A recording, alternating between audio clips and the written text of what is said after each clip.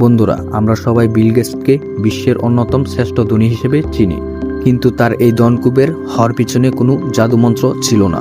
ছিল এক অবিশ্বাস্য দূরদর্শী চিন্তা। যখন সাধারণ মানুষ কম্পিউটার কি তা জানতো না, তখন বিল গেটস স্বপ্ন দেখিয়েছিলেন পৃথিবীর প্রতিটি মানুষের টেবিলে একটি করে কম্পিউটার থাকবে।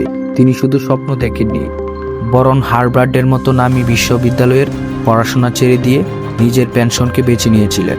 শুরুর দিনগুলোতে তিনি এবং তার বন্ধু পল অ্যালেন মাসের পর মাস না ঘুমিয়ে কোডিং করেছেন।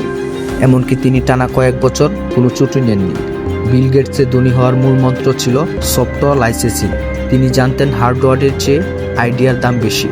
তিনি যখন আইবিএমের মতো বড় কোম্পানির কাছে নিজের সফটওয়্যার বিক্রি না করে লাইসেন্সের বুদ্ধি বের করলেন, তখন থেকেই তার আয়ের চাকা রকেটের গতিতে ছুটতে শুরু করে।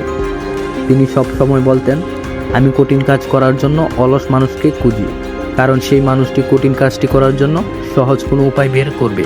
তাই তার এই উদ্ভাবনী চিন্তা, শেখার প্রতি অদম্য তৃষা এবং সঠিক সময়ের সঠিক ঝুঁকি নেওয়ার সাহসেই তাকে বছরের পর বছর ধরে বিশ্বের শীর্ষ ধনীর আসনে ধরে রেখেছিল।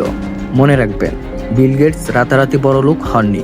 তিনি হয়েছেন তার 10,000 ঘন্টার কঠোর পরিশ্রম আর ভবিষ্যতের চাহিদা আগে থেকে বুঝতে পারার ক্ষমতার কারণে।